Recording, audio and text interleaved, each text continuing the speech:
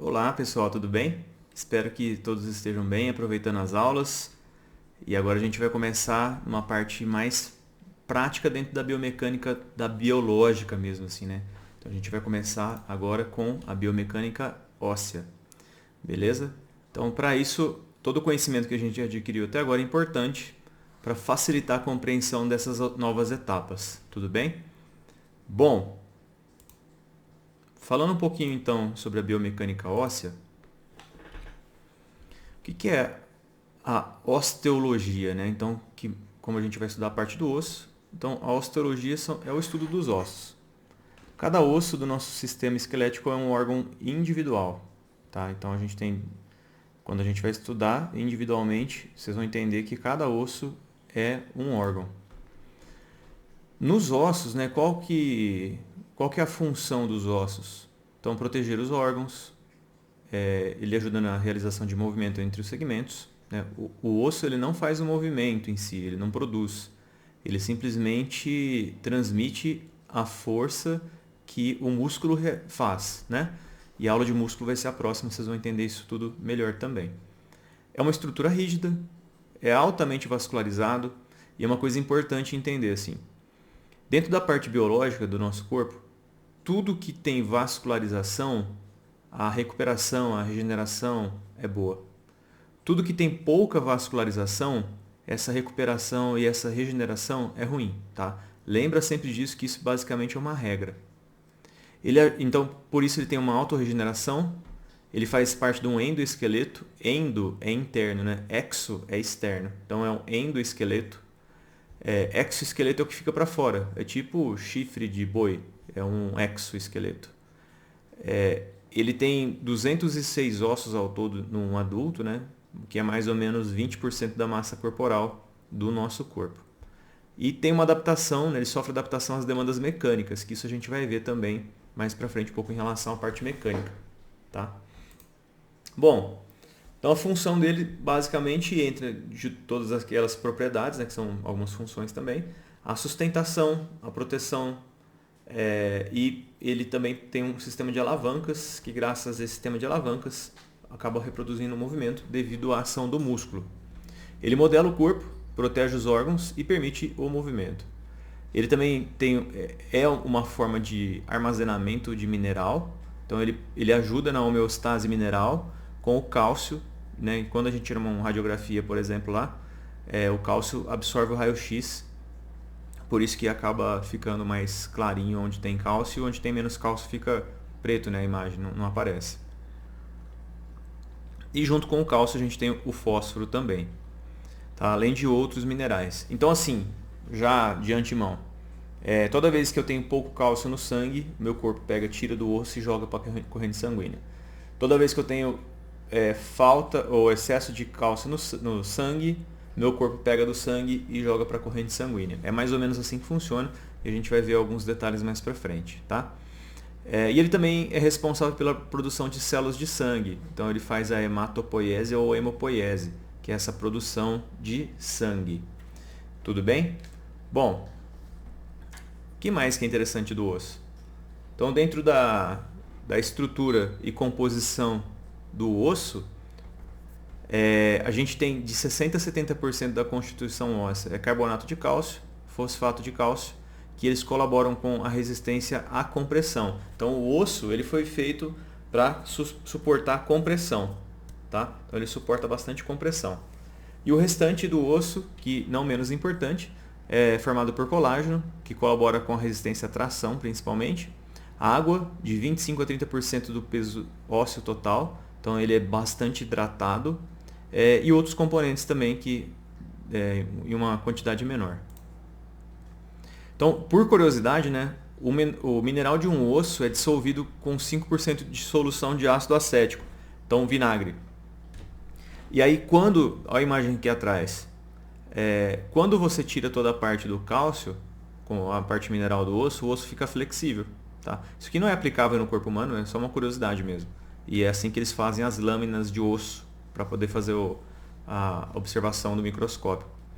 Então, o que sobrar é uma cartilagem bem flexível e é possível curvar uma tíbia adulta que foi desmineralizada por esse método. Então, deixa banhando lá por alguns dias, ele vai depositando o cálcio, vai dissolvendo o cálcio, e aí com isso dá para flexionar, porque o que sobra é cartilagem depois.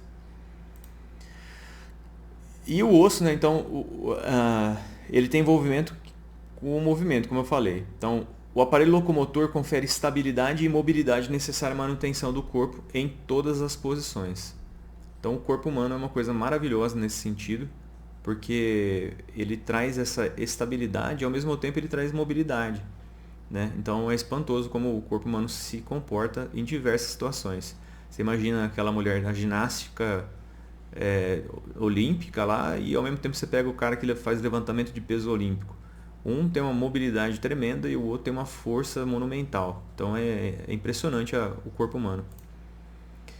E o esqueleto, né, como que é feita a divisão dele anatomicamente? Então a gente vai entrar um pouquinho no aspecto anatômico aqui. O esqueleto é dividido no esqueleto axial. O axial é como se fosse o axis. Axis é o quê? O eixo, tá? Então é o que fica no meio. E o esqueleto apendicular. O apendicular, imagina assim, é como se o que ficasse pendurado no axial. E aí a gente tem as cinturas escapular e pélvica, que é o que faz a ligação com a parte axial com os membros superiores e inferiores, né? com o esqueleto apendicular. Então o esqueleto axial é formado da coluna e a cabeça, tá? Junto com o sacro também. Então, dessa maneira. O apendicular são os membros, tá? Então são membros superiores e membros inferiores. E a cintura escapular é a pélvica, então, como o nome diz, né, faz parte da cintura que fica mais fácil de imaginar, a cintura pélvica, mas a cintura escapular tem relação então com a escápula, a clavícula, né? E então ele é um elo de ligação da coluna, né, com o membro superior. E aqui embaixo eu tenho o ilho, o isquio e o pubis, que liga a coluna com o membro inferior. E os tipos de ossos que a gente possui no corpo? Então a gente tem alguns tipos de ossos que possivelmente você já viu em anatomia, que são considerados ossos longos, curtos, planos ou laminares, irregulares, sesamoides e pneumáticos. A gente vai relembrar rapidamente o que é cada um deles. Então, osso longo. O osso longo é considerado quando o comprimento é maior que a largura, que é igual à espessura mais ou menos do osso. Então, o fêmur, o húmero, o rádio, a una, a fíbula e as falanges. Ossos longos são ossos compridos, resumidamente. Então, o fêmur, né, o rádio, a una, por exemplo, as falanges que a gente está enxergando aqui, ó, são exemplos de ossos longos. Os ossos curtos, mais ou menos o comprimento, a largura e a espessura são mais ou menos iguais. E eles são aproximadamente cúbicos. Então, os ossos do carpo, tá? E os ossos do tarso são considerados ossos curtos. Então, o talos, o calcâneo, o cuboide, navicular, e o do carpo, a fileira proximal do escafoide, semilunar, piramidal e pisiforme, e a distal do trapézio, trapezoide, capitato e amato. E os ossos planos ou laminares? O comprimento e a largura são mais ou menos iguais, que são maiores que a espessura, né? Então eles são mais achatados. Então tem exemplo como os ossos do crânio, como o parietal e o frontal, né? O occipital, a escápula, o externo, então o osso que fica bem aqui na frente, e as costelas e os ossos do quadril, principalmente o ilho, né? Que é esse ossão, essa asa aqui, ó, do nosso quadril. E outros tipos de ossos, a gente tem outros tipos que não são classificados da maneira que a gente viu até agora, que são os irregulares, os pneumáticos e os sesamoides, que são ossos que dentro de outras categorias, né? Então, por exemplo, ossos irregulares. Eles têm uma morfologia complexa e não encontram correspondência em forma geométrica conhecida. Tipo, não é um cubo, não é comprido, não é um quadrado, não é um círculo. Então, eles acabam sendo considerados de uma outra maneira. Então, por exemplo, o temporal, as vértebras, né? O sacro, o cóccix, a mandíbula. Então, eles entram como formas irregulares de ossos. E os pneumáticos? Então, apresentam uma ou mais cavidades de volume variável, revestida de mucosa e contém ar. E essas cavidades recebem o nome de sinos ou seio. Então, já ouviram falar do termo seios da face? Então, porque esses ossos da face aqui, ó, principalmente nessa região, ao lado do nariz. E aqui na testa, bem perto dos olhos, quem tem sinusite sabe do que eu estou falando. Porque o termo sinusite, então sinus, ite. Ite significa inflamação e sinus vem do nome seio. Então é um seio, né? Que essa cavidade aqui ela está inflamada. E por que a pessoa sente muita dor? Porque como tem normalmente essa mucosa aqui dentro, pela inflamação começa um excesso de produção de mucosa. Aí você imagina uma coisa que é lacrada, né? Na verdade ela não é lacrada, ela tem um espaço que entra e sai essa mucosa, mas é um espaço muito pequeno. Só que ela começa a produzir mais e aí ela não consegue sair. Ela expande, aí você imagina uma coisa muito dura com alguma coisa dentro querendo expandir para sair. Ela começa a comprimir e aí quando a pessoa tem muita dor de cabeça. É muito comum isso acontecer principalmente em época de frio ou quando a pessoa fica com ar condicionado no rosto direto ou ventilador, tá? E quem anda de moto com capacete aberto, que fica tomando vento direto, também acaba facilitando esse problema de sinusite. Tem que drenar, né? Drenar de maneira terapêutica, através de medicamento ou algumas posições que dá para fazer, né? A fisioterapia trabalha com isso também. Então, isso também é interessante. E então tem no frontal, no maxilar, no temporal, tem no etimoide e no esfenoide também, mas os mais conhecidos que a gente tem é nesse sentido aqui. E outra característica do pneumático é que ele deixa o osso mais leve, né? Porque imagina se a cabeça assim, os ossos da cabeça fossem muito pesados, a cabeça fica mais pesada ainda. E tem uma outra característica muito importante. Biomecanicamente, vamos pensar, eu vou falar um pouquinho mais para frente, mas já vou adiantar esse assunto para vocês agora. Então pensa o seguinte, vamos pensar em carro. Quem é mais novo deve ter ouvido falar as pessoas mais velhas falando assim: ah, esses carros de hoje parecem feitos de papelão, né, de brinquedo. Qualquer coisa que encosta já bate e amassa bastante. Enquanto os carros de antigamente sim aguentavam a pancada, eles ficavam bastante firme e duro. O problema é que quando um carro é muito duro, e aí eu estou falando do carro, e aí você imagina um osso, deixa eu até aumentar minha imagem aqui para vocês me enxergarem. Quando de repente vem e sofre um impacto forte, se ele é muito duro, o que acontece, porque eu tenho que pensar que eu estou levando um passageiro dentro do carro aqui, né? E aí, vou pegar o Fuscão de novo aqui, ó. Então vem aqui, pum. Se ele é muito duro, os passageiros que estão aqui dentro, o carro sofre uma freada rápida porque ele é muito duro e aí eles são arremessados com muita força para frente ou o carro para de repente. E o que mata numa batida é essa desaceleração muito rápida. Então o que eles fazem com o carro hoje em dia? A frente dele é uma frente realmente que desmonta mais fácil. Porque eles não estão pensando em preservar o carro, eles estão pensando em preservar a vida de quem está dentro do carro. Então a hora que bate, ela vai amassando mais fácil para ir desacelerando o carro com mais tranquilidade e daí não desacelerar tão rápido o pessoal que está dentro do carro. E a nosso crânio, nossa cabeça funciona teoricamente de maneira igual. Então assim, quando toma uma pancada na cabeça, é mais fácil quebrar o osso da face do que atingir a parte cerebral, que é muito mais importante. Então eu desacelero de uma maneira mais sutil. Embora o espaço é muito pequeno, mas já é o suficiente para evitar lesões cerebrais maiores, tá? Então é mais ou menos nesse sentido que acaba tendo a função também o pneumático. Então ele deixa mais leve e ele absorve melhor o impacto. Os sesamoides. Os sesamoides, eles são, a especificação deles, eles são o quê? Nódulos ossificados inseridos nos tendões, que lhes fornecem apoio extra e reduzem a pressão sobre os tecidos restantes. Então aqui eu tenho a patela, talvez seja o maior sesamoide e o mais conhecido, e tem os sesamoides do flexor curto do hálux. Então se você pegar no seu pé, aqui nessa região aqui do pé, que é lá no dedão do pé, tem um ossinho aqui, às vezes você sente uma saliência maior.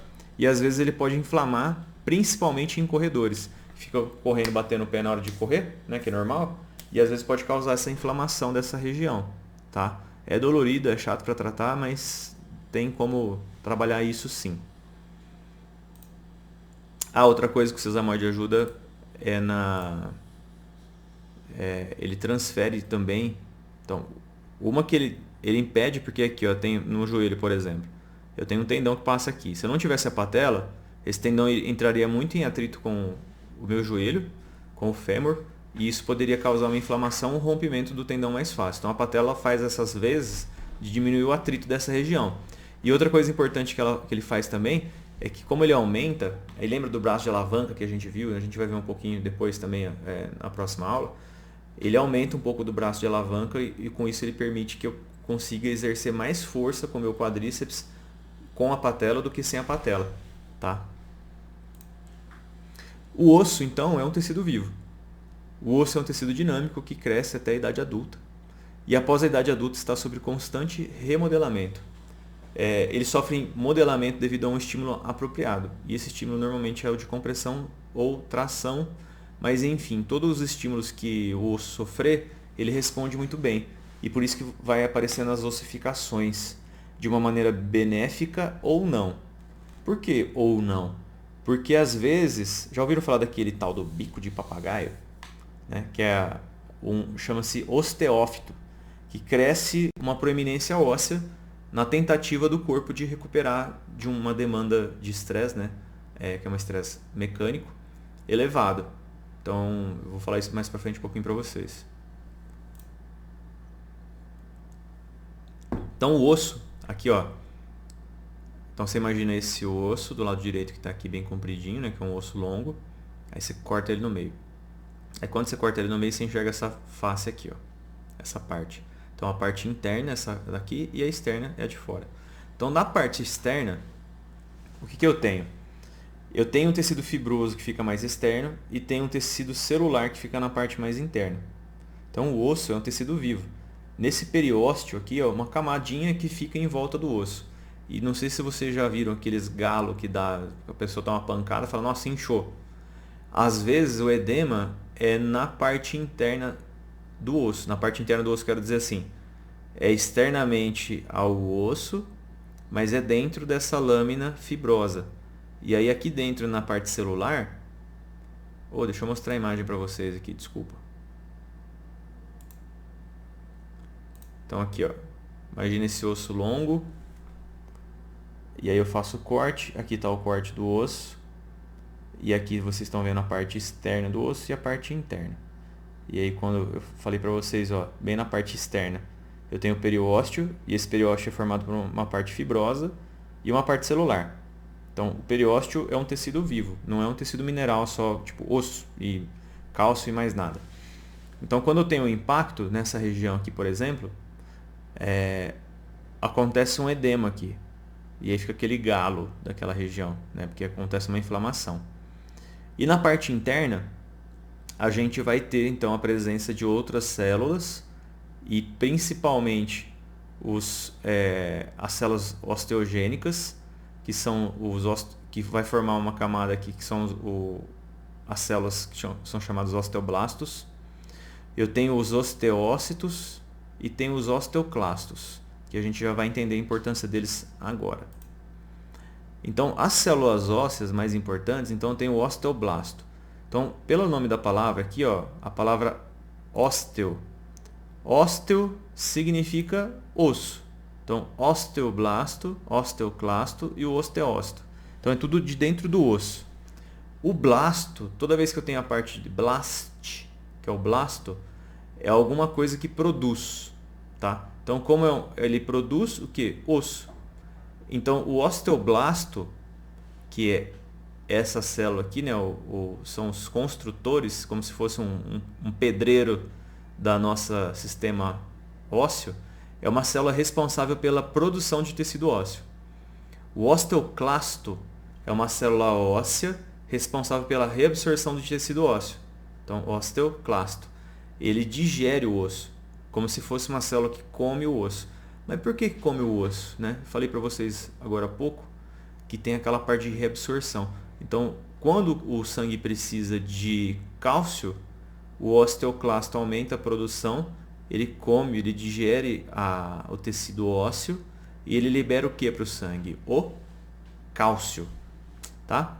E o osteócito, eles são os osteoblastos que eles acabam ficando envolvidos pela matriz que eles produziram. Então, o osteoblasto ele começa a produzir matriz óssea.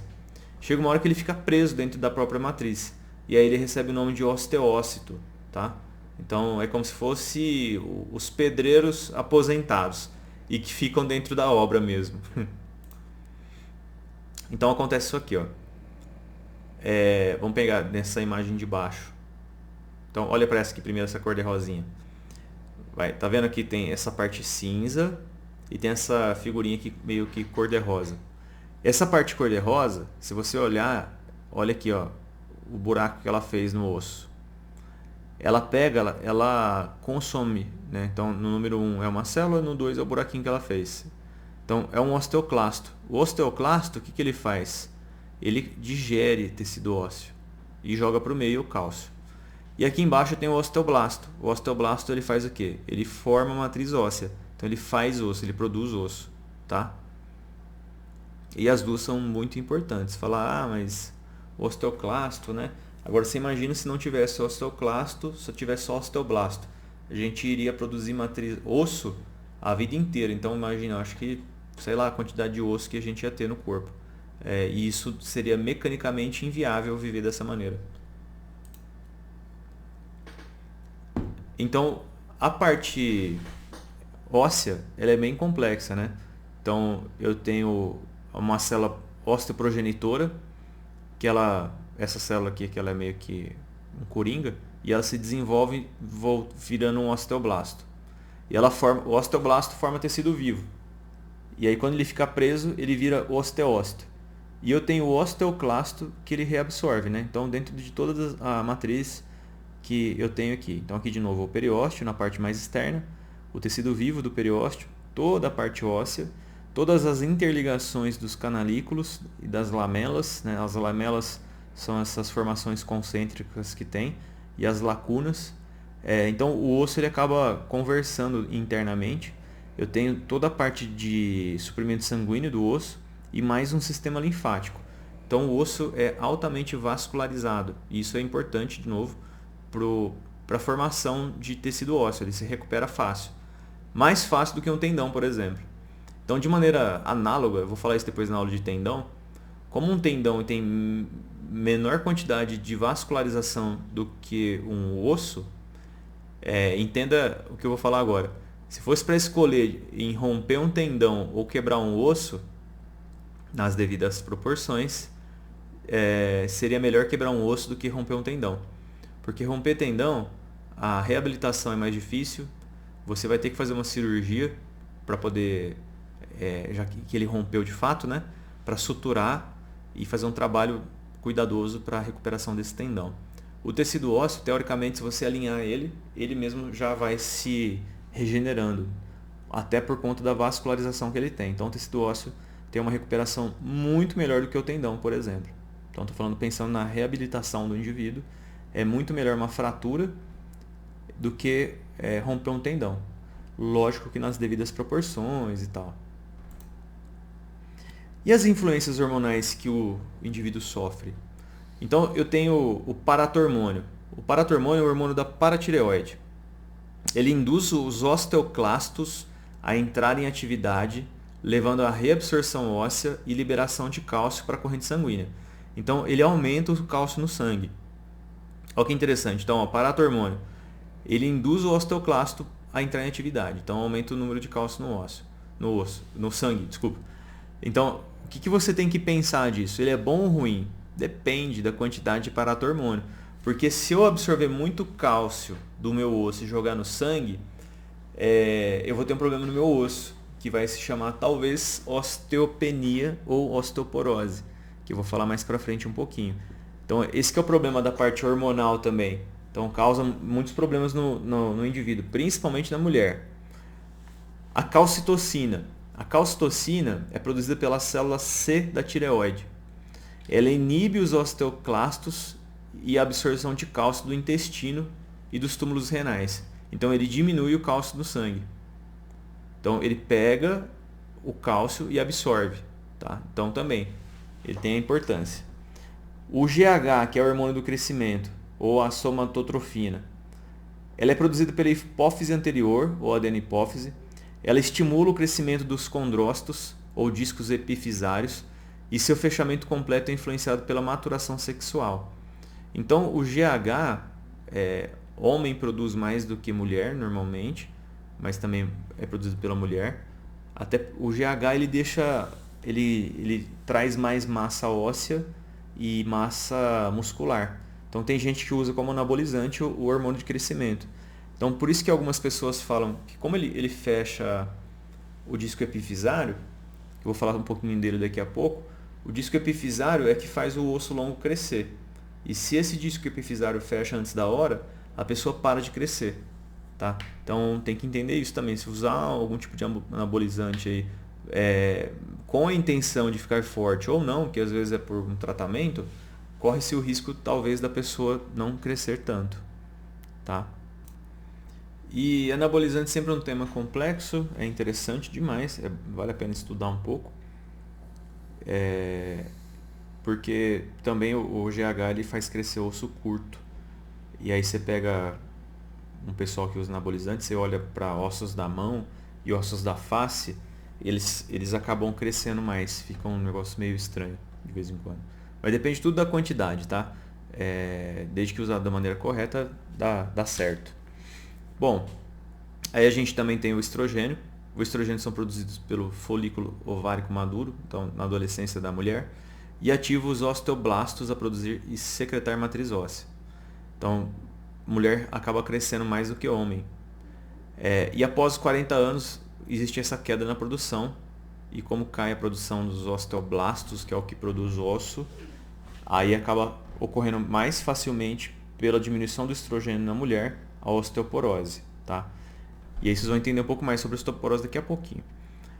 E o crescimento ósseo na puberdade, né? Então vai acontecendo bastante, e ele acaba correndo bem rápido e acaba ocorrendo uma rápida calcificação óssea. Então, o que acontece com a mulher? Ela cresce mais rápido, mas ela para de crescer mais rápido do que os homens. Então, se você pegar uma menina e um menino da mesma idade, normalmente a menina, a adolescente, é maior do que o menino, mas ela cresce rápido e ela para de crescer porque já fecha os discos epifisários. E aí, com isso, o homem continua crescendo por mais um tempo ainda. E a vitamina D, né? Tal vitamina D. Vitamina D é importantíssima, porque só a vitamina D é assim, ó. O cálcio é absorvido graças à vitamina D. Só que só ingerir vitamina D e cálcio não resolve. Porque a pessoa tem que ingerir vitamina D e tomar sol. Tá? Então, graças aos raios UVB, né, ultravioleta B do sol, ele ajuda a transformar a vitamina D para poder absorver o cálcio. E aí vai ajudar então na homeostase de cálcio e apoio imune também e ao sistema inflamatório dos indivíduos. Bom, então assim, se a pessoa tomar só cálcio, não resolve. Se ela tomar cálcio com vitamina D, possivelmente não resolve também, porque ela também tem que tomar sol. E aí, conforme ela toma sol, ela consegue absorver melhor o cálcio ingerido. Tá? Então não adianta ficar só tomando, porque senão você vai secretar tudo aquilo que você tomou de vitamina e de cálcio. A arquitetura óssea, então, ela tem um osso cortical, que é um tecido compacto, denso, localizado externamente e resistente ao estresse. A porosidade é de 5 a 30% do volume. E o osso esponjoso ou trabecular é um tecido esponjoso. É como se fosse uma esponja mesmo. Tá? Ele é interno, tem umas trabéculas ósseas que distribuem as forças.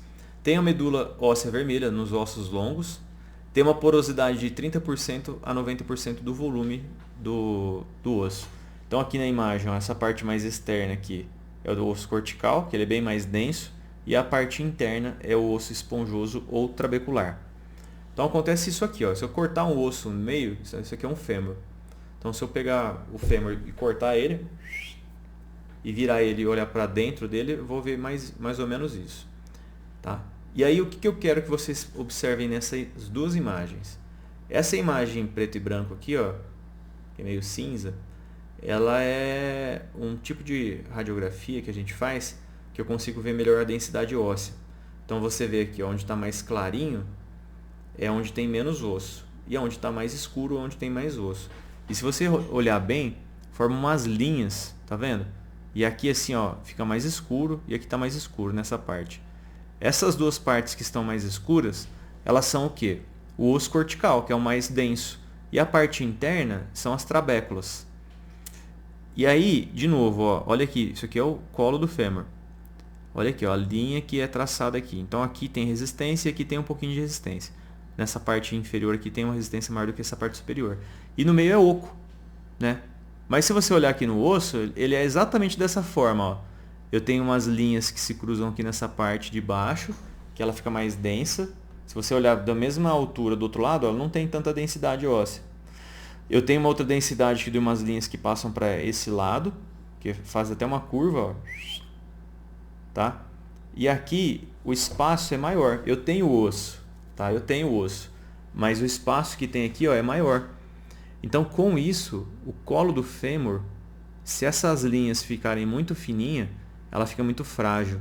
E aí é muito fácil de ter fratura de colo de fêmur dos indivíduos, que eu vou explicar para vocês daqui a pouco mais um pouco. Vamos lá.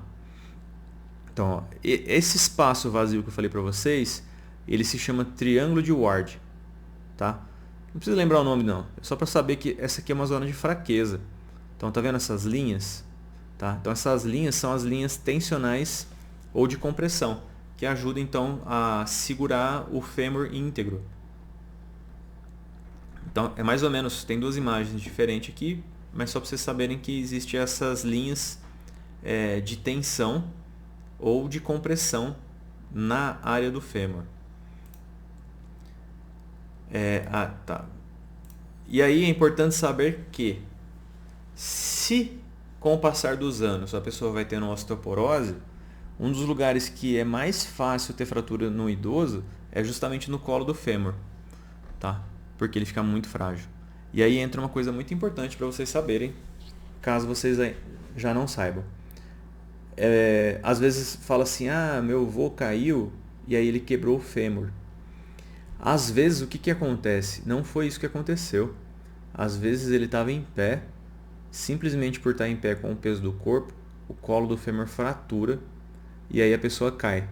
Só que acontece tudo tão rápido que ele acha que ele escorregou e a perna deu uma falseada e ele caiu, né? Acontece muito no banho, por exemplo, mas pode ser até que ele escorregou e aí com o impacto para poder tentar segurar para não cair, o osso fratura e aí ele acaba tendo essa lesão, tá? Então acaba sendo um complicador. E fratura de fêmur em idoso é complicado, viu? A recuperação, a reabilitação, o índice de óbito por fratura de fêmur é alto e quanto mais velha a pessoa, maior o risco. Então por isso que tem que tomar alguns cuidados que a gente vai conhecendo. Então o osso longo, eu tenho os discos epifisários, tem a epífise proximal, a diáfise e a epífise distal. Então dentro dele tem a medula óssea amarela, tem a cavidade medular, tem o osso cortical, esse espaço aqui que fica ocupado pela medula óssea vermelha, que acaba produzindo células sanguíneas também. Então bem aqui, ó, substância óssea compacta ou osso cortical, tá, que fica em volta, lâminas ou trabéculas ósseas, que é essa esponja aqui, lâmina ou disco epifisário, enquanto a gente é novo, esse espaço é mais aberto, porque ele é cartilaginoso e vai crescendo o osso em comprimento. E depois, conforme a gente vai ficando mais velho, ele fecha, fica uma linha branca aqui quando fecha. Então por isso que tem médico que faz o quê? Tira a radiografia da mão e da perna da criança para saber mais ou menos quanto que ela vai crescer ainda. Porque se esse disco estiver aberto, quer dizer que vai produzir mais colágeno ainda e vai crescer. Agora se não, não. E aqui embaixo é o osso esponjoso, tá? A substância óssea esponjosa, que é uma trabécula, é formado por trabéculas também. Então eu tenho aqui no corte do osso, o osso cortical, o osso esponjoso e a área da medula amarela, né, que é o canal medular do osso. Na arquitetura óssea, então eu tenho um sistema entrelaçado, como se fosse um monte de palitinho assim, né, igual tá aqui. E aí essa arquitetura ela permite que o osso fique leve e ele não fique muito denso. Então, como tem uma arquitetura dessa, o osso consegue suportar impactos tanto de compressão como tração e facilita a vida do osso aqui. Quando o osso começa a ficar muito fininho, tá? Então olha a densidade de um osso em relação ao outro. O que vai acontecendo? Esse osso vai ficando cada vez mais frágil, tá? Ele vai deteriorando. E com isso, como ele fica mais fininho, a chance dele ter uma fratura acaba sendo maior. Então é importante que ele seja esponjoso, mas não muito fino, porque se ele for muito fino, ele fratura muito fácil, que aí é osteoporose ou osteopenia, né? A diferença entre osteoporose e osteopenia é como se a osteoporose fosse uma fase mais avançada da osteopenia. A osteopenia é como se o osso começa a passar por um sofrimento em relação à perda de massa óssea, mas ainda não é considerado uma osteoporose, forma poros, né? Então é um sofrimentinho que tem ali na parte óssea. Bom, e aqui vocês vão ver uma coisa muito importante em relação às solicitações mecânicas do osso. Que tipo de força o osso suporta? Então, inclinação. Toda vez que eu inclino um osso, que eu vou pegar, deixa eu pegar uma caneta aqui, um lápis para mostrar. Então, se eu inclino, eu vou envergar ele, vou fazer uma força assim. De um lado eu vou tensionar e do outro lado eu vou comprimir. Então, se eu faço uma curvatura para cá, aqui eu comprimo o osso, igual está na imagem aqui, ó. Eu vou, do lado que eu for envergar ele, de um lado eu vou acabar comprimindo e de outro lado eu vou acabar causando uma tensão. Quando eu tenho uma torção, a torção é complicada porque o osso não suporta muito essas forças. Essa torção a gente chama de cisalhamento. Cisalhamento, imagina aqui, ó, vou pegar minha mão aqui de novo para vocês. Então, tá assim. Quando tem um cisalhamento, quando tem uma torção, e aí tem um ponto específico, você imagina, aqui como se fosse um osso unido. Quando eu tenho um cisalhamento, o que vai acontecer? Eu tenho uma torção e bem nesse ponto de torção é comum acontecer uma fratura. É uma fratura por torção. A hora que você olha no osso lá na imagem, aí tá assim, mais ou menos aberto. Ó, o osso ele abre quando tem uma fratura desse jeito. E aí tem o cisalhamento que tem esse escorregamento por deslizamento. Então aquele lá, eu peguei e falei para vocês, torce, tem um cisalhamento aqui. E às vezes acontece isso, ó. Isso aqui acontece muito com o pubis, por exemplo. O pubis é unido e aí por conta de algumas forças lá, eu tenho um deslizamento. Isso é ruim. O pubis ele faz isso, ó, quando eu estou andando. Se ele começar a fazer esse movimento de cisalhamento, isso aqui é ruim. Quando eu for falar um pouco de pelve para vocês, eu vou entrar mais no assunto. E aí tem o compressão e tem a tensão, tá? Quando eu traciono a parte óssea. Igual vocês podem ver nas imagens aqui, tá? Então o cisalhamento, quando tem esse escorregamento de um lado para o outro, que eu dei o exemplo do pubis, a compressão e a tensão, e o cisalhamento por rotação. E quais forças, né, ou estresse suportado pelo osso cortical mais? Então, o estresse a fratura, né? Então, o que ele consegue suportar mais estresse é a compressão. Então, por isso que eu falei, o osso foi feito para suportar compressão. Ele suporta muito mais compressão do que tensão. Se você tracionar ou envergar o osso, como de um lado você vai comprimir e do outro aqui você vai tensionar, então na tensão ele não consegue suportar tanta força como na compressão. E o cisalhamento é a força óssea que o osso menos consegue suportar, tá? Esse estresse, ele suporta menos. Então o risco de fratura é bem grande. E aí, ó, que interessante. Aqui é só para fazer o peso que a coluna carrega durante o dia em quilos, né? Então, pensando em peso na coluna, que isso pode trazer alguns impactos para o indivíduo. Então, vamos supor que o indivíduo pese 100 quilos. Então, quando a pessoa deita de barriga para cima, com o travesseiro sobre o joelho, né? Então, ela diminui a carga na coluna dela para 25 quilos. Quando deita de lado, vai para 75. Quando fica em pé, é 100, que é o peso dela mesmo. Quando fica sentado, é 140. Fala, eu preciso sentar um pouco, né? Então, sentar um pouco é bom para as pernas. Mas para a coluna é diferente. Por quê? Porque eu fico sentado em cima do meu isquio e minha perna, pelo menos, ela ajuda a amortecer o impacto de estar em pé. Então, tem que ver se ficar em pé apenas é bom também. O importante, vocês vão ver na biomecânica, é sempre variar, tá? Ficar só numa posição nunca vai ser bom. Em pé com a coluna inclinada para frente. Então, eu aumento o impacto aqui, ó, em 150 kg na minha coluna. Quando eu fico sentado e coloco o corpo um pouco para frente, vai para 175. Quando eu faço a flexão do meu tronco com o joelho em extensão para pegar alguma coisa, eu dobro o peso, né? Fora mais do objeto que eu vou pegar aqui. E quando eu estou sentado pegando o objeto no chão também para 275 a força que eu vou causar na minha coluna. Tá? Então é importante entender neste sentido. Tá bom? E lembrando então que essas posturas a gente vai se adaptando também, depende muito do que a pessoa costuma fazer durante o dia ou não, mas é importante tomar posturas mais adequadas, tá bom? E outras solicitações mecânicas, então a tensão, por exemplo, quando eu tenho uma tração aqui no ligamento patelar, essas forças tensivas, elas vão tracionando o periósteo e aí vai formando uma massa óssea aqui nessa região. Então, muitas vezes a pessoa, adolescente, homem principalmente, tá? Sofre de dores aqui nessa região, porque começa a tracionar, porque joga bola, corre, faz muita força, então vai tracionando e aí o corpo vai se adaptando a essa região. E ele vai formando mais osso para poder suportar mais peso. Em adolescentes, pode trazer um problema nessa região que fica muito sensível, que se chama isso aqui, ó, Osgood-Schlatter. Tá? Em adolescente que mais acontece, principalmente em homens, mas essa região da tíbia, que quando apalpa fica bem sensível, fica dolorido, fica inchado de vez em quando demasiado, tá? Então acaba sendo um problema e passa, depois que vai ossificando, passa, mas aí demora um pouquinho. Tem as forças compressivas também, né? Então do corpo com o solo, quando eu vou correr, e isso tudo vai fortalecendo o osso, vai fazendo formar mais massa óssea ainda. Como eu falei da torção, né? Então, o que acontece? Aqui, só de ficar em pé, eu faço isso com o meu osso, porque aqui é a cabeça do fêmur. Tem meu corpo que está de um lado, desse lado vai ter uma força de compressão e do outro lado vai ter uma força de tensão.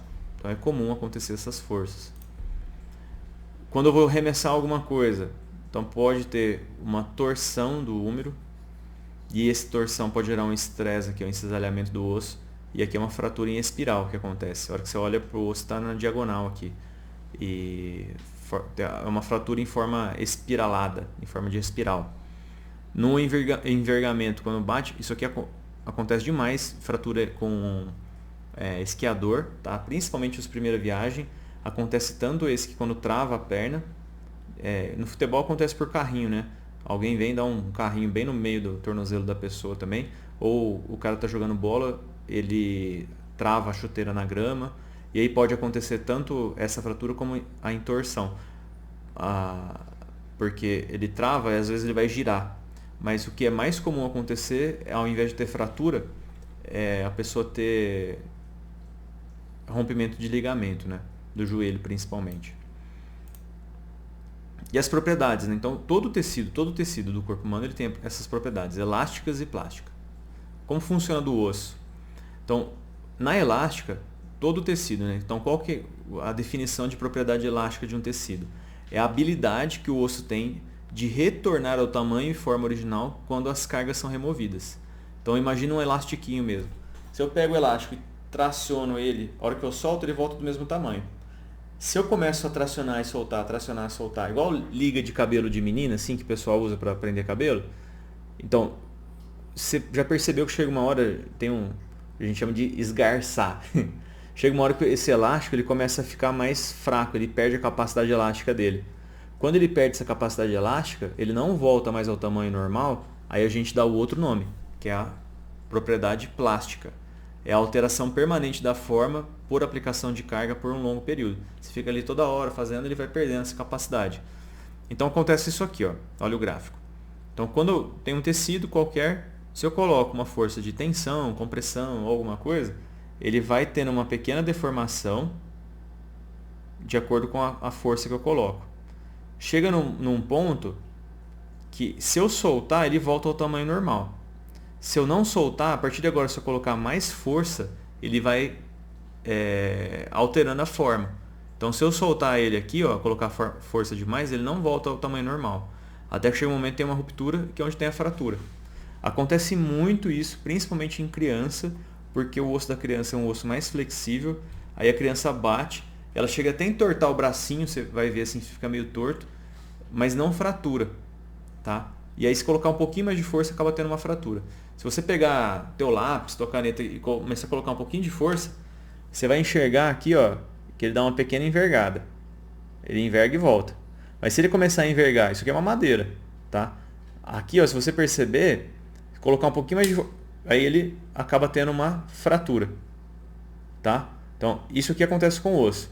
Ele enverga, ele enverga, ele enverga. E aí ele consegue voltar ao tamanho dele normal. Mas se você colocar uma carga excessiva, ele fratura. Isso que acontece muito com lutador, corredor, porque acontece uma outra propriedade. Então aqui está fraturado, né? Então olha bem para cá. Deixa eu aumentar a tela. Vocês vão perceber o seguinte. Aqui está fraturado. Mas vamos supor que tivesse ligado. O osso ele tem bastante vascularização, beleza? E essa vascularização óssea permite que tenha uma boa recuperação. Se eu sofro uma microlesão, o osso se recupera.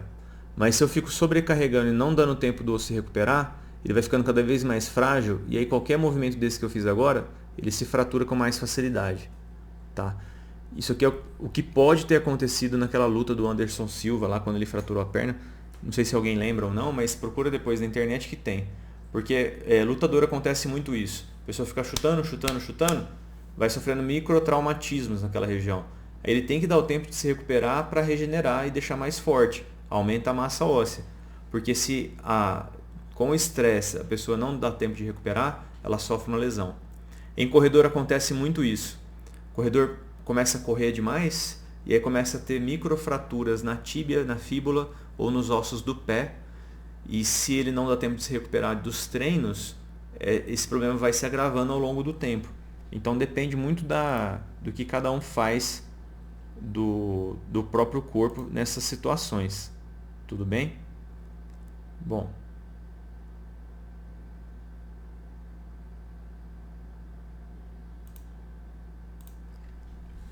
E aí as pressões que a gente sofre. Então, por exemplo, aqui lembra dos vetores? Então são várias setinhas, são vários vetores. E aqui também são vários vetores. Então o que essa imagem está representando aqui? Esse vetor é igual a esse vetor. Então essa força é igual a essa. Só que essas daqui, elas não são igual a essas. Por quê? Por mais que a somatória desses dá essa força, dá esse vetor, e a somatória desses dá esse vetor, o que acontece? Como eu estou diluindo essa força numa área maior do que essa área aqui é menor. Então, quando eu diluo as forças numa área maior, eu acabo criando uma pressão menor. Então, eu tenho uma força que ela é diluída numa área maior. Então, você vê que as setinhas são menores do que essas. Quer dizer que o quê? Que as forças exercidas aqui distribuídas, elas são mais sutis do que essas. Essas são mais tensas, tá? Então, são pressões diferentes. É igual o salto alto, né? Então, você imagina aquele salto agulha bem pontinha. Então, na pontinha aqui, ó, se a mulher pesa 50 quilos, por exemplo, coloca um salto, aqui na pontinha tem 50 quilos. E aqui também tem 50 quilos. Só que a diferença é que a superfície aqui é bem menor. Então aqui, por exemplo, tem 10 milímetros por 10 milímetros, então 100 milímetros quadrados. Essa outra é 40 por 40, são 1.600 milímetros quadrados. Por ponto, né, a pressão exercida nesse ponto aqui é de 500 gramas por milímetro quadrado. E aqui nesse, ó, é o mesmo peso, só mudou o salto. A diluição acaba sendo maior. Então é 31,25 gramas por milímetro quadrado. Se você acha isso que é a mesma coisa, é só imaginar alguém pisando no seu pé, você descalço, com esse salto e com esse, né? Qual será que dói mais? Eu estou falando de novo e não mostrei a imagem, desculpa aqui, ó. Então, ó, o saltinho agulha e o outro salto mais largo. Então aqui tem 100 milímetros quadrados e aqui tem 1.600 milímetros quadrados. E aqui eu vou ter, ó, 500 gramas por milímetro quadrado de pressão em cima desse ponto. E aqui 31,25. Então são pressões diferentes. E como eu falei, imagina esse saltinho pisando no seu pé descalço. E imagina esse outro aqui, né? Qual será que dói mais? É o mesmo peso. Mas aqui a pressão aumenta muito, tá? E um ponto, se você exercer num ponto específico, uma pressão, acaba trazendo mais dor. É a mesma coisa, vamos imaginar no paciente agora. Você vai fazer algum. Tipo, eu trabalho muito terapia manual, fazendo ajustes e tal. Se você colocar uma pressão com o polegar num ponto, é uma pressão específica, com a mesma força que você está aplicando, dói muito no paciente. Mas se você diluir com a palma da mão e fizer a mesma pressão, você dilui a pressão com a palma da mão. Então a pressão fica menor e aí com isso é mais confortável para o paciente. Então dependendo de como a gente pega no paciente, pode causar mais dor ou menos dor. E a área da vértebra, né? Então a vértebra vai servir para isso também. Por que a vértebra é mais larga embaixo e mais fininha em cima, né? Então, além do próprio peso, então quanto mais pesado eu vou acumulando meu peso da cabeça, do tronco, né, e até aqui embaixo. Então, a vértebra ela acaba ficando mais larga, ela para suportar mais peso, sim. Mas por que ela suporta mais peso? Porque ela dilui a pressão. A pressão, em vez de ser exercida numa área pequenininha de uma vértebra lá da cervical, o corpo vertebral da lombar acaba sendo maior e do sacro também. E depois o cóccix diminui, porque eu não tenho mais força exercida no cóccix, né?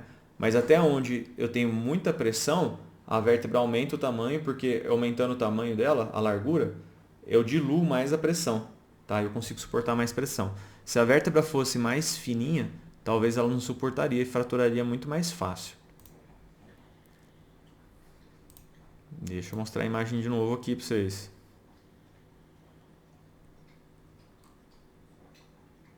Então aqui da vértebra da cervical até a lombar, né? Então você vê assim que ela vai aumentando, vai ficando mais larga, tá? Justamente para poder sustentar mais peso sem ter fraturas, porque ela dilui a pressão, tá? Então por isso. Então ela suporta mais peso sim, por quê? Porque ela dilui a pressão exercida em cada vértebra. E além disso tem o disco intervertebral que ajuda a distribuir melhor essas pressões.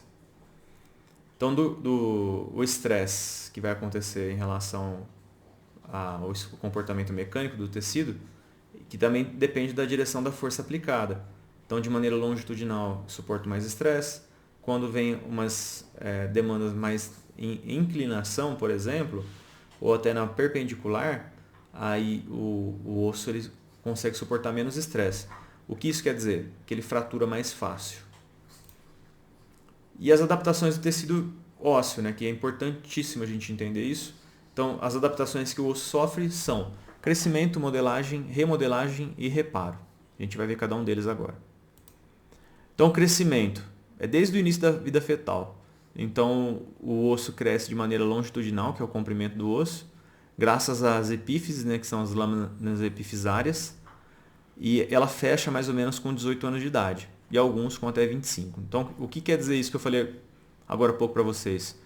O osso cresce até enquanto a lâmina epifisária estiver aberta, as epífises de crescimento. A partir do momento que fecha, a pessoa não cresce mais de maneira longitudinal, né, de comprimento. E normalmente a gente cresce até lá pelos 18 anos, um pouco menos ou um pouco mais, e algumas pessoas até mais ou menos uns 25 anos. Qualquer coisa muito além disso, que a gente tem história, né, de relato e tal, são questões patológicas. E o diâmetro? O diâmetro, ele aumenta pelo periósteo, né? Então, o periósteo é o que reveste o osso por fora. Ele tem a parte fibrosa mais externa e a parte mais interna é a parte celular. E aí ele vai sendo toda vez reabsorvido e eliminado da cavidade. Então, o osso cresce de fora para dentro. Então, lembra? Aí lá dentro da cavidade ele vai sendo reabsorvido depois para manter sempre a cavidade. E fatores genéticos, biomecânico, fisiológico e ambiental acabam colaborando para aumentar a massa ou diminuir. Tá? A gente vai ver também daqui a pouquinho. Então a produção óssea acontece dessa maneira. Desde a parte do que a gente nasce, né, eu vi feto, o osso de um fetinho é uma cartilagem. E aí com o passar do tempo e o envelhecimento, depois até de nascer, e pela demanda biomecânica em relação à parte óssea, os ossinhos vão ficando mais fortes. Então vai se criando esse colar periosteal, que ele vai absorvendo cálcio, vai jogando na parte interna, e aí vai formando a cavidade medular, e as partes mais das extremidades são as últimas a ter a formação óssea, a calcificação. Até que se forma essa cartilagem, né? E aí quando ela se fecha, forma essa linha epifisal, tá? Então o osso cresce do meio para as extremidades, vai começando a crescer esticando. A modelagem do osso. A modelagem é uma formação da massa óssea, e aí depende então da densidade óssea e do formato ósseo. E o formato ele tem uma magnitude menor nessa modelagem. Ele, graças a um estímulo mecânico que é causado no osso, então tem uma deformação óssea, e essa deformação óssea, devido a um estímulo mecânico, mas que estímulo mecânico? É simplesmente andar, ficar em pé, correr, se exercitar. Então toda vez que eu faço um estímulo mecânico, eu pego peso, eu comprimo. Então esse ato de comprimir, fazer a flexão do osso, o cisalhamento que vai acontecendo ao longo da nossa vida pelas atividades que a gente exerce, ele ativa os osteoblastos. O osteoblasto é uma célula óssea que faz o que mesmo? Ósteo, né, que é do osso, e o blasto tem relação com formação.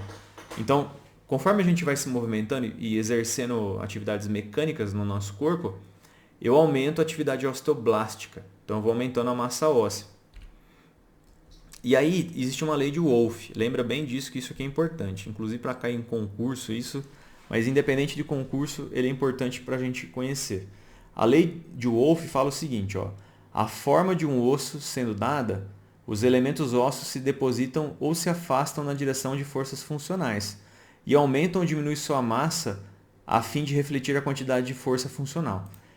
Resumindo, o osso vai se adaptando às demandas que a gente sofre, tanto de tensão como compressão. Então, nessa imagem aqui, ó, pela compressão, eu deposito mais massa óssea e pela tensão também.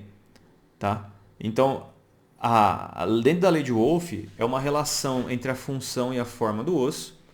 Então, o osso tem uma função devido a uma forma e também ele vai assumindo a forma devido às funções que ele vai realizando. Então, quanto mais daquilo você faz, mais você consegue fazer, né, o movimento em si. E os ossos, eles se formam e remodelam-se de acordo com as respostas às forças mecânicas que lhes são aplicadas. Então, tem a força mecânica que é aplicada e ele vai sofrendo as alterações devido ao remodelamento, né, no caso, devido a essas ações mecânicas que o osso sofre, ou que não sofre. E se ele não sofre ação mecânica, o que o corpo entende? Se ele não está usando essa massa óssea, por que eu vou manter aqui? Então joga fora. Então quanto menos a massa óssea a pessoa usa, mais ela vai perdendo para o corpo dela, vai excretando. E aí, gente, não vai adiantar a pessoa ficar tomando vitamina D, não vai adiantar ela tomar cálcio e nem tomar sol. Porque vai depender do estímulo mecânico, tá? Então assim, vamos pensar na nossa vovozinha, o vovozinho que está lá em casa, sem fazer nada, está tendo osteoporose. E aí o que a gente... vamos dar cálcio, porque cálcio é importante. Cálcio é importante. Vamos dar vitamina D, que eu vi que tem que dar vitamina D. Beleza, dá vitamina D. Vamos até levar para dar banho de sol. Então levanta, senta lá fora na cadeira e fica lá tomando banho de sol, que é importantíssimo, viu? Tudo isso é importante. Mas o corpo é muito inteligente. Ele vai entender assim, será que eu preciso disso? Por quê? Ele só vai precisar se a pessoa usa o corpo dela. Se ela sofre demanda mecânica no corpo. Se não sofre, ele entende que não precisa, tá? Então, isso acaba sendo ruim para o corpo. Então, é importante ter demanda mecânica e consumir aquelas coisas e tomar sol para aí sim você absorver massa óssea. Se fizer só uma dessas coisas, simplesmente não resolve, tá? E quanto mais atividade física, maior o volume de massa óssea que a pessoa vai ter. Então, existe uma relação entre o nível de atividade física e o volume de massa óssea. Então, sempre é importante ter atividade física para que a pessoa tenha absorção da massa óssea. Senão, ela vai jogar para o sangue e vai excretar o cálcio. E não vai resolver e vai piorar a situação da osteoporose da pessoa. Dentro da remodelagem. A remodelagem é a manutenção da massa óssea devido a deformações ósseas. Então, depende da ação de osteoblasto e osteoclasto. Tá? E 25% do osso trabecular do corpo é remodelado por ano. Então, se 25% a cada ano, então o corpo vai se remodelar a cada 4 anos, né? Então é como se eu reabsorvesse toda a minha massa óssea e tivesse uma nova massa óssea. Porque eu produzo pelos osteoblastos e consumo pelos osteoclastos, tá? E aí, para ter uma massa óssea boa, a pessoa teria que fazer uma caminhada por dia de 30 a 60 minutos. Ou fazer outras atividades mais intensas por um tempo menor. Mas é importante a gente, porque o próprio caminhar, a pessoa vai andando e vai tendo um impacto ósseo. Então isso é bastante importante, viu? E aí a hipertrofia óssea é o aumento da massa óssea devido à atividade física, contrações musculares e esportes de alto impacto. Então tem que ter impacto. Ah, nadar é bom, por quê? Porque eu tenho contração muscular vigorosa. Mas fazer atividades apenas de relaxamento, por exemplo, é muito bom para a cabeça, para a mente da pessoa. É excelente e recomendo demais. Mas para pessoas com osteoporose ou chances de ter, é importante que essa pessoa faça atividade física, exercício. Tá? E a atrofia óssea acontece, então, é uma diminuição da massa óssea devido à diminuição de estímulo. Se diminuir o estímulo, por que é que eu vou manter esse osso? Então o corpo ele joga fora. E a remodelagem acontece, por exemplo, da pessoa criança, né, para o infantilzinho lá, da recém-nascido, e conforme ela cresce, né, vira uma criancinha, então ó, o osso vai reabsorvido internamente pelos osteoclastos e externamente ele vai sendo depositado, tá? E aí conforme vai ficando mais adulto, a cavidade vai aumentando e o osso cortical diminui pelo excesso de absorção. Mas tendo sempre atividade física, eu consigo fazer a manutenção dessa massa óssea. Então toma cuidado quando a gente vai falar, ah não, vamos parar de caminhar porque vai que machuca, né? Tem que tomar cuidado para não machucar de fato, mas ficar em casa sem fazer nada é perigoso, tá? A longo prazo. E a resistência óssea ela depende também então da dimensão, da geometria e vetor de força, da idade e do sexo, né? Então dependendo do vetor de força aqui e da geometria, eu vou acabar tendo mais massa óssea ou menos, deixando o osso mais forte ou mais fraco. Então, por exemplo, ó, aqui são em mulheres e homens, né?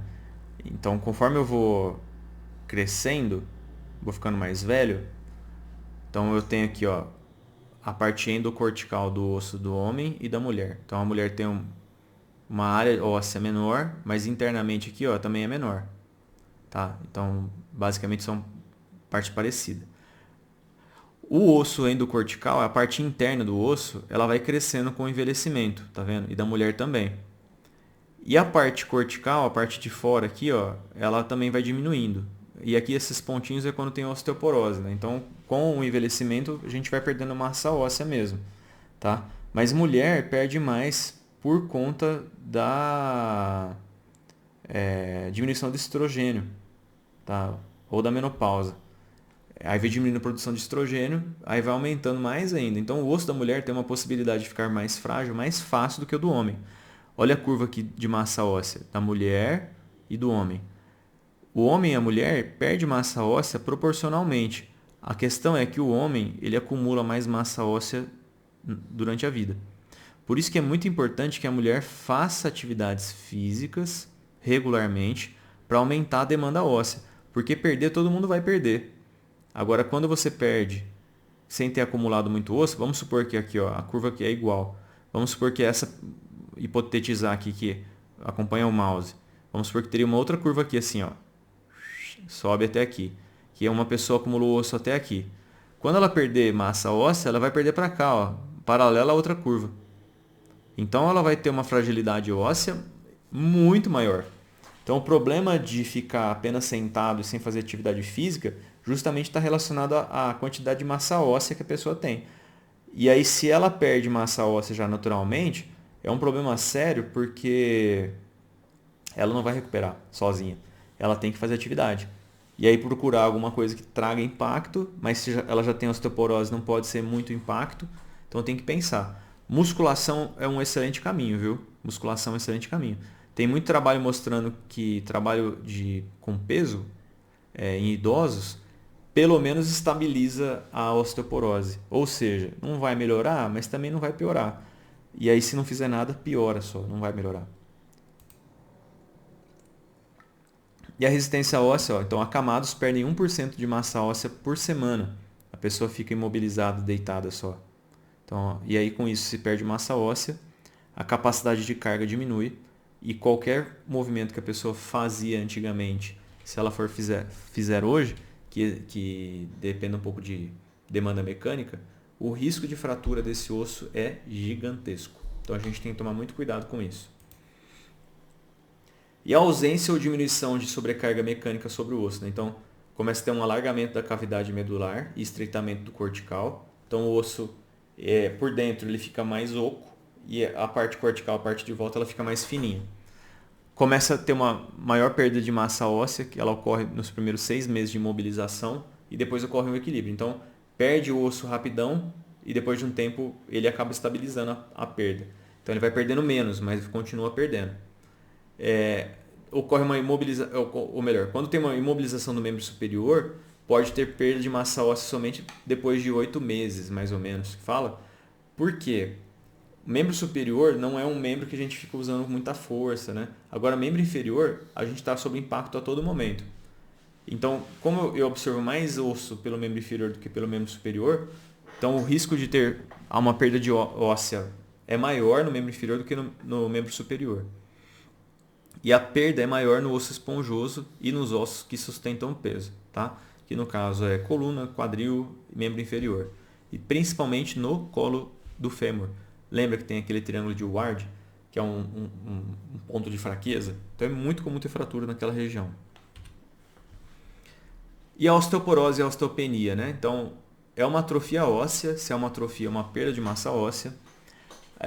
A massa mineral e força óssea fica comprometida, porque a força depende da massa mineral. A osteopenia é sem presença de fratura, que é um estágio anterior à osteoporose, e a osteoporose começa a ter presença de fraturas. Não fraturas gigantescas, mas talvez de microfraturas. E é mais comum em idoso, mulheres brancas ou asiáticas, com estatura baixa e histórico familiar de osteoporose. Normalmente acontece com metade das mulheres e 1/3 dos homens. Então, não é uma característica apenas de mulheres, é de homens também, mas é mais de mulheres do que de homens. Tá? Talvez tenha relação muito porque assim a gente pensa de maneira generalizada, não de maneira pontual. Mas homens normalmente trabalham muito mais com trabalho mais braçal do que mulher. E aí ele acaba acumulando mais massa óssea. E além disso também tem o fator hormonal. Mulher tem o estrogênio, né, que acaba, quando ele diminui a produção, diminui muito a massa óssea. Homem não. A osteoporose do tipo 1 é considerada osteoporose pós-menopausa. Então 40% das mulheres com mais de 50 anos acaba sendo atingida. E 15 anos após a menopausa. Então depois, mais ou menos lá para os 65 e tal. Então a mulher acaba tendo osteoporose, né? 40%. E a osteoporose tipo 2. Então é uma osteoporose associada à idade. Após 60 anos, 90% das fraturas de homens e mulheres estão relacionadas à osteoporose. E a osteoporose, a fratura, né, é a principal causa de morte em idosos. E aí a fratura tem relação com a osteoporose. Então a osteoporose mata nesse sentido. E é tão grave, eu tive... A avó de uma ex-namorada minha, por exemplo, ela tinha osteoporose num nível que quando ela tossia, ela tinha fratura de clavícula. Desculpa, a fratura de costela, tá? E as vértebras delas também tinham fratura por esmagamento, por achatamento, pelo próprio peso corporal. Ela ia, com o passar do tempo, né? Então ela ia acabar diminuindo o tamanho pelo esmagamento, pelo próprio peso corporal dela. Então é um problema sério. E aí existe um negócio que chama tríade da mulher atleta, né? Olha que complicado isso.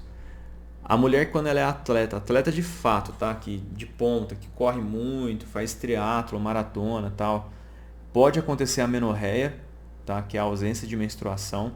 Ela pode apresentar distúrbio alimentar como anorexia e bulimia nervosa, devido a esse estresse da própria atividade que ela realiza, e que isso tudo leva à osteoporose. Então é comum pegar uma mulher atleta, tá? E aí aquele negócio dos extremos, né? Então, ficar só parado não é bom, mas também exagerar, ser extremamente atlética, causando amenorreia e trazendo distúrbio alimentar, como anorexia e bulimia, pode levar essa mulher a ter uma osteoporose precoce. Então, você pode pegar a mulher aí, às vezes nova, com 30 anos, 40 anos, com osteoporose devido... E você olha para a mulher perfeita, aquele shape, né? Aquele corpão, mas com problemas com osteoporose, entre outros problemas também.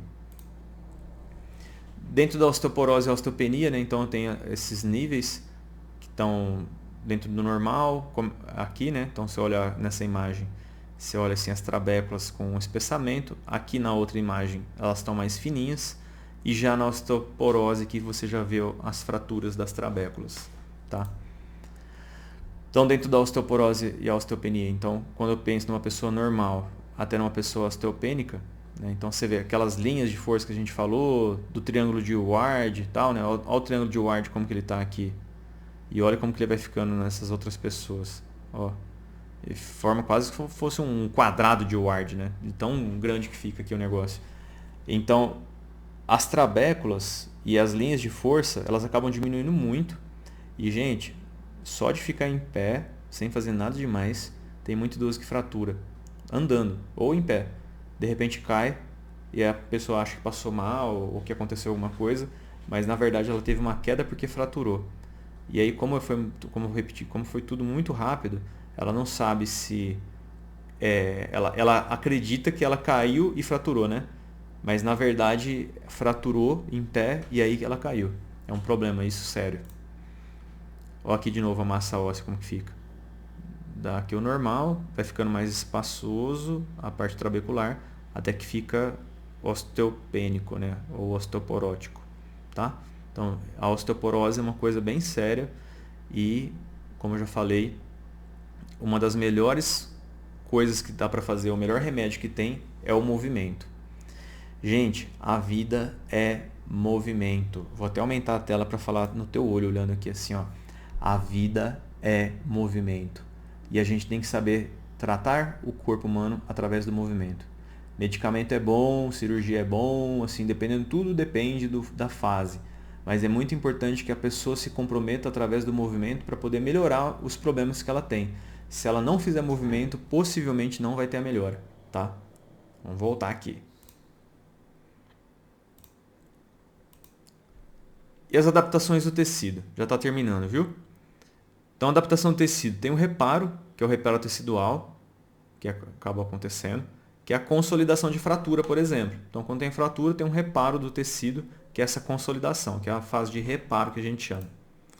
Então, o que acontece é o seguinte, tem uma fratura, aí tem um sangramento naquela região, vai ter um hematoma, vai ter um fragmento ósseo, vai ter tudo.